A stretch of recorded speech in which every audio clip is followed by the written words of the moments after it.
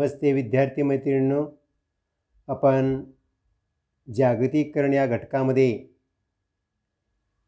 जागतिकीकरणाचे जे काही महत्त्वाचे परिणाम आहेत त्या परिणामामध्ये आर्थिक घटकांवरती झालेला परिणाम आपण मागील व्हिडिओमध्ये पाहिलेला आहे।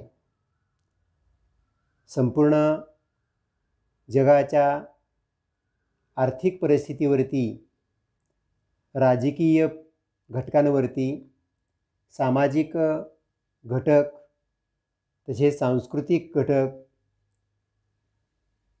या आणि बौद्धिक संपदा अशा घटकांवरती जागतिकीकरणाचे परिणाम झाल्याचे आपल्याला पाहायला मिळतात।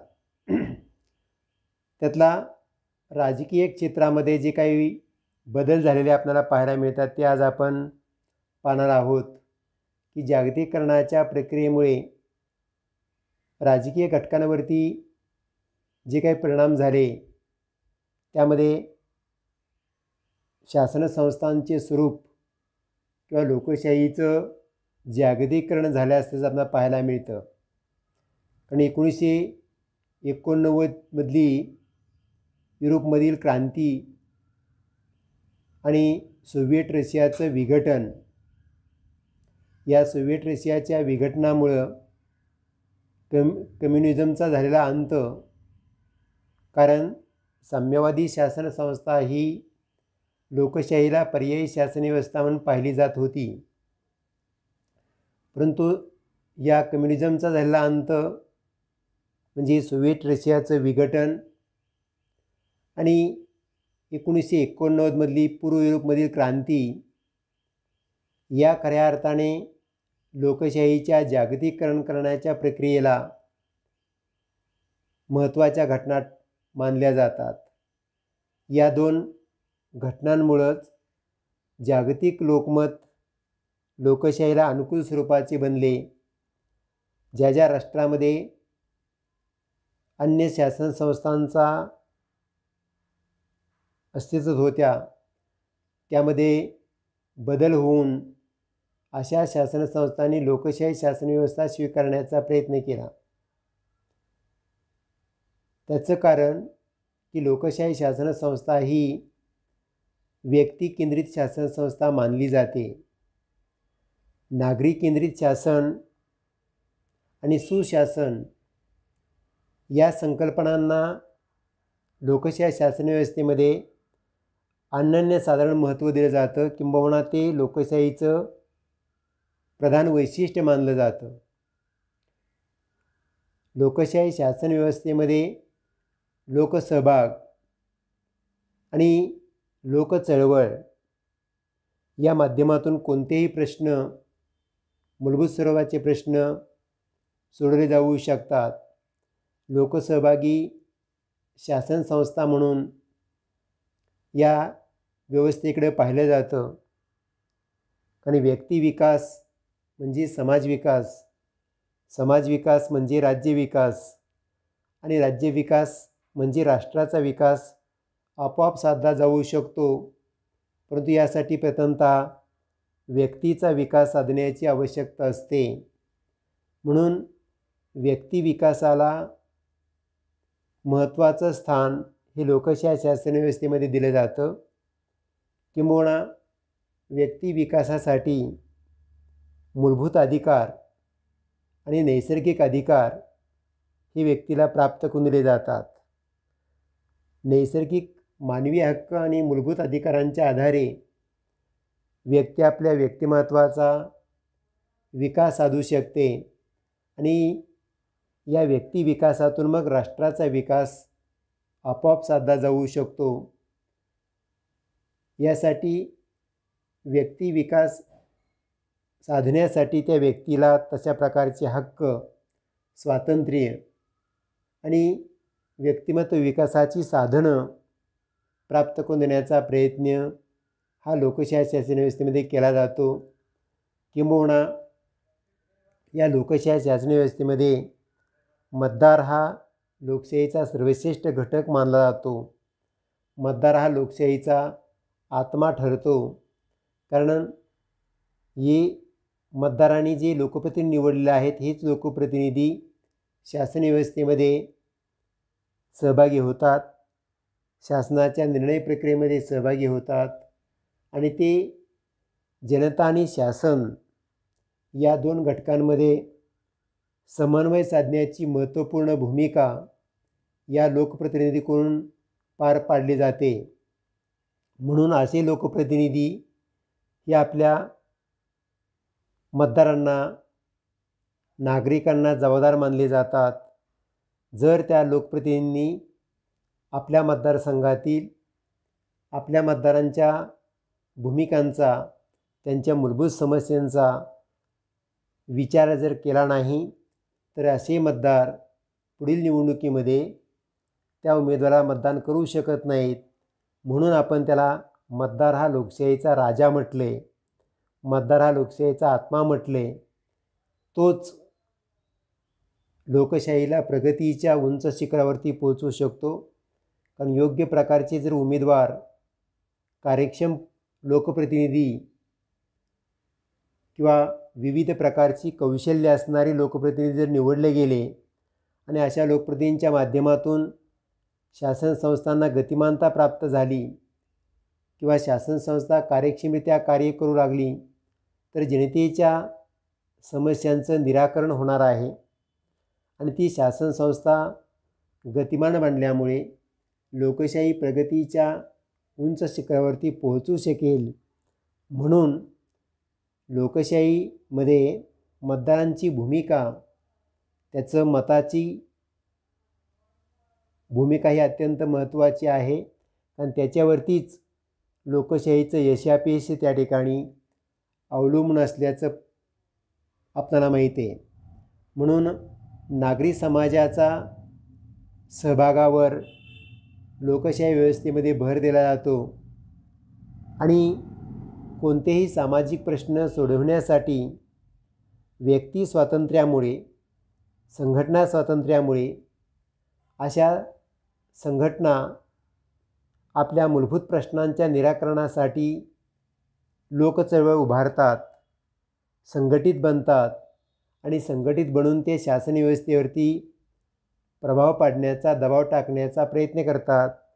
मग शासन संस्थांना अशा हितसंबंधी गटांची, दबाव गटांची भूमिका ही मान्य करावी लागते.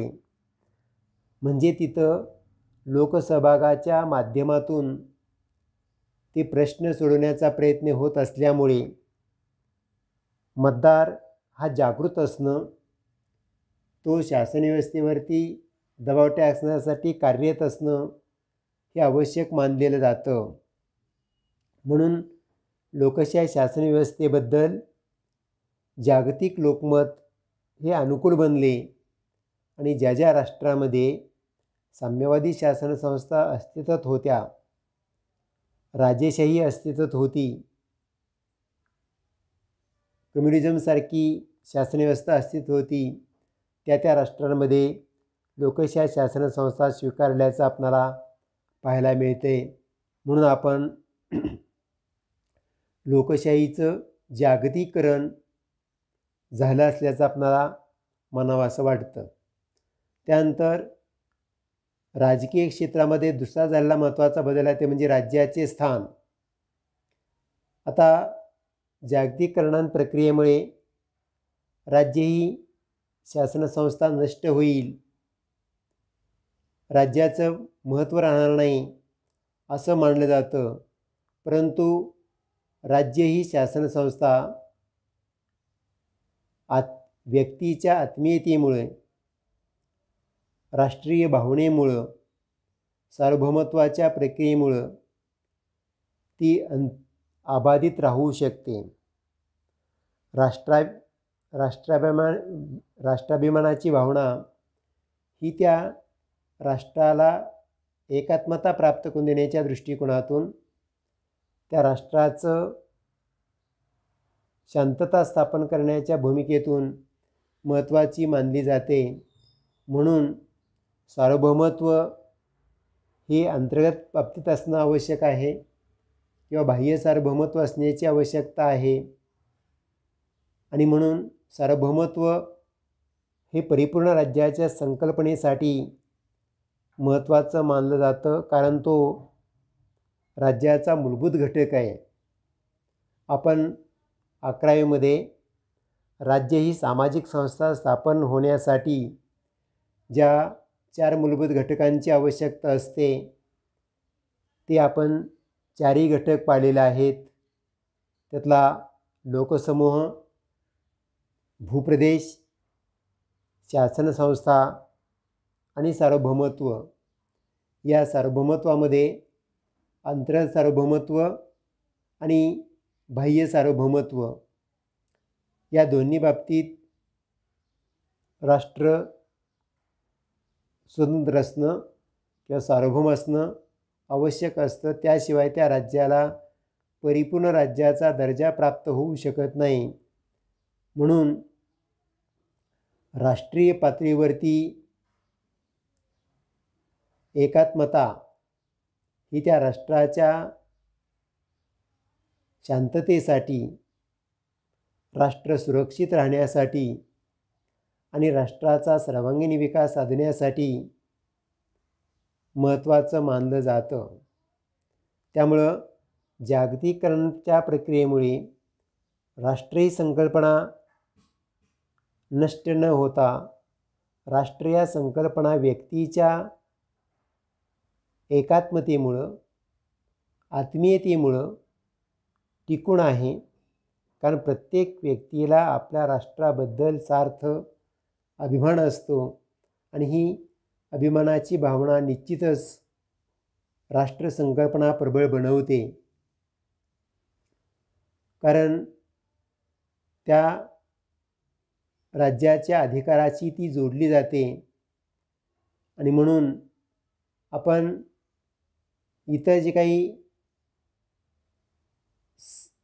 त्या राष्ट्रामध्ये सहभागी असणारे घटक आहेत त्या घटकांना एकत्रितरित्या जोपासण्याचं आणि राष्ट्र एकसंघ बनवण्याचं कार्य हे केलं जात असतं. त्यानंतर तिसरा जो घटक आहे तो म्हणजे बिगर राजकीय घटक. आता शासन संस्थांमध्ये अन्य काही घटक सहभागी होत असतात. त्या अन्य घटकांचा सुद्धा शासन व्यवस्था टिकवण्यासाठी महत्त्वाचे मानले जातात. त्यामध्ये राजकीय पक्ष असतील, दबाव गट असतील, काही स्वयंसेवी संस्था असतील, सामाजिक संस्था असतील. या संस्थांच्या सहकार्यामुळं ती शासन संस्था टिकून राहते.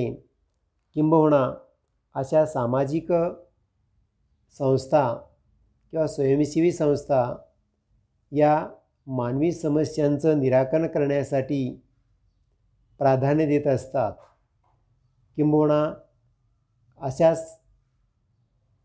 संस्थांमुळं, NGO सारख्या सामाजिक संस्थांमुळं लोक संघटित होण्यासाठी आणि राष्ट्रीय तसेच आंतरराष्ट्रीय प्रश्नासंबंधी लोकांना जाणीव करून देण्यासाठी या संघटनांचं कार्य हे महत्त्वाचं मानलं जातं.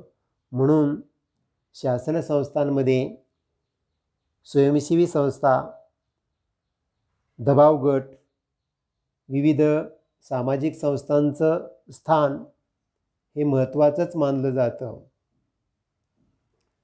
कारण त्यांच्या सहकार्यामुळेच शासन संस्था आपलं कार्य पार पाडण्यासाठी प्रयत्न करू शकते. ज्या शासन संस्थांना अनेक सामाजिक संस्थांचं, अनेक सामाजिक घटकांचा पाठिंबा प्राप्त होतो,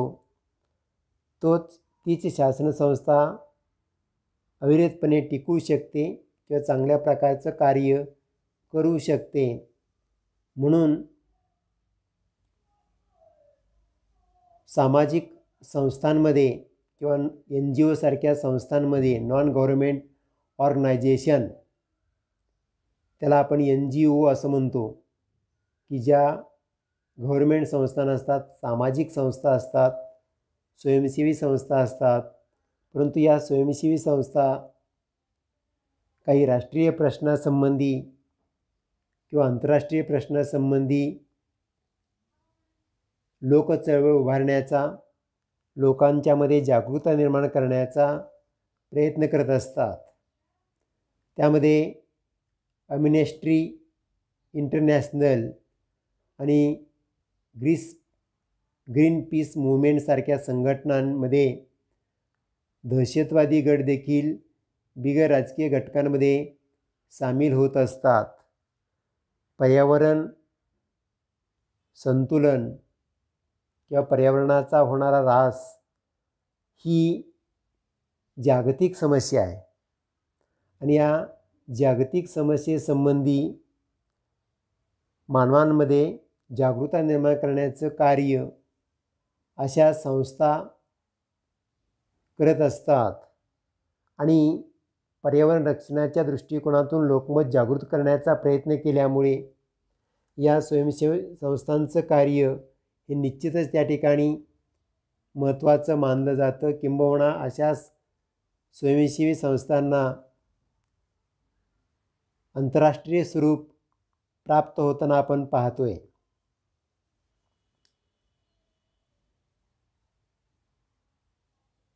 सामाजिक संस्था दहशतवादी गटांना किंवा दहशतवादी गटासंबंधी लोकांच्यामध्ये अवेअरनेस निर्माण करण्याचा प्रयत्न करत आहेत